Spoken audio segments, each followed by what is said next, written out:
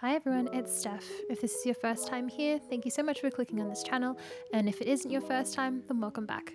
Today's video is a bit different than my usual gaming videos, but I'm building my first keyboard, which is super exciting. I purchased this through a group buy on the Key Company for the whole Dark Magic Girl Portico bundle. If you hadn't figured it out yet, purple is kind of my colour, so I literally jumped on this purchase instantly. Magic Girl was designed by Mintlodica, and there are two colorways for it: Classic, which is mint and pink, or Dark Magic Girl, which is what I have. The Portico bundle comes with a 65% keyboard, a polycarbonate case with a gasket mounted plate. It's hot swap, which is a big thumbs up because I do not know how to solder, and it means I can swap out the switches whenever I want. Before I get started, I have a cat switch opener from AliExpress, a thin paintbrush, some tweezers to grab the stems and screws, and a stem grabber for grabbing stems.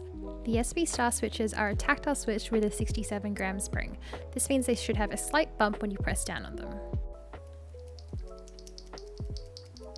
These switches have nylon housing, a pump stem, and a gold spring and interior. They also have quite a tight housing, which is why I chose not to film them. What I'm doing here is using the lube station from KBD fans to sort out the bottom housing from the stems to the springs and to the upper housing. This allows me to work methodically through each part of the switch and making sure that I get everything right and are consistent throughout. It's really important when lubing and oiling things that you make sure you use the same amount for each set. This was one of the hot tips that I had come across in all the guides I had read, and even my friends were also telling me the same thing, but I found it a little difficult to stay consistent across the switches. Although considering it was my second time lubing switches, I'd say I did pretty well.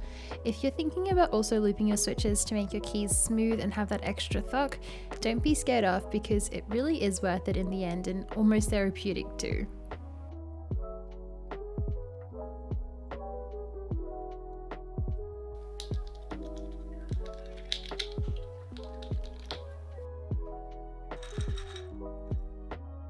This beautiful little tool is called a wow stick.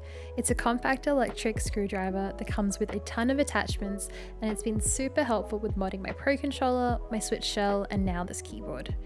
You can buy it from Amazon for about 65 Australian dollars, and it comes with a magnetic mat to keep all your screws in place too. So here I am just disassembling the Portico case that actually came assembled, and pulling out all the switches and making sure that they don't run away from me.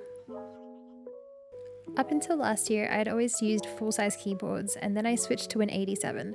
So a 65 in comparison is quite smaller, but I've been using it for a while now and it's actually not a bad size at all.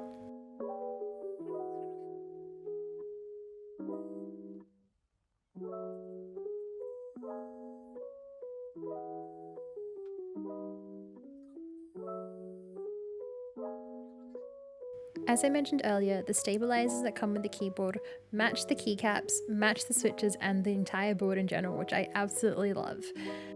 By modding your stabilisers, you're just making sure that there is no rattle sound when you press down on some of the bigger keys in your board, such as the shift, the spacebar, the caps lock, and the backspace key. I was definitely struggling to put the stabilisers together, as you can probably see. It just looks so easily breakable, so I was scared to put any extra strength into it. It took me a lot longer than I'd care to admit to put the stabilisers all together, and I'm definitely not telling you guys.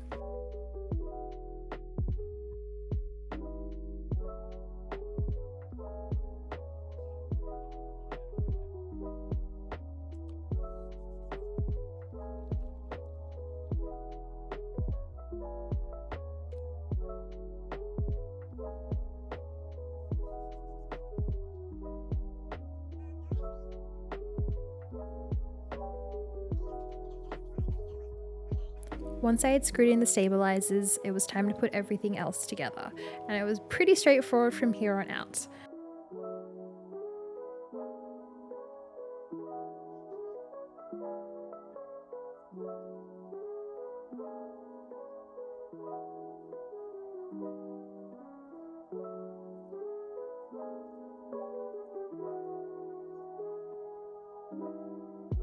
Now that the switches are in, it's time to test that the board actually works.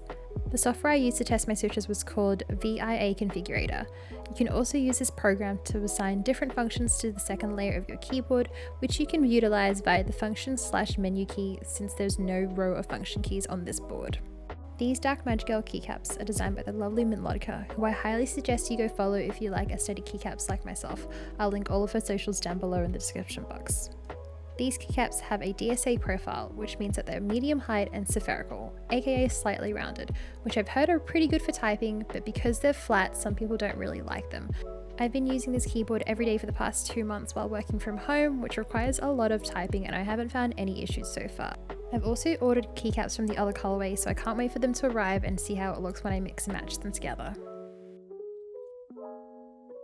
And that is the final product. I am so excited and proud of myself to have built this keyboard, and I couldn't have asked for a better first keyboard to build. Honestly, this purple dark magical aesthetic is so me, and honestly, I'm just in love.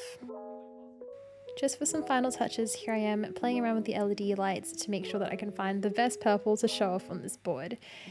Q turns the lights on and off, W cycles through the mode, E and R change the hue, T and Y change the saturation, U and I change the brightness, A and S also changes the speed. Stick around for everyone's favorite typing ASMR.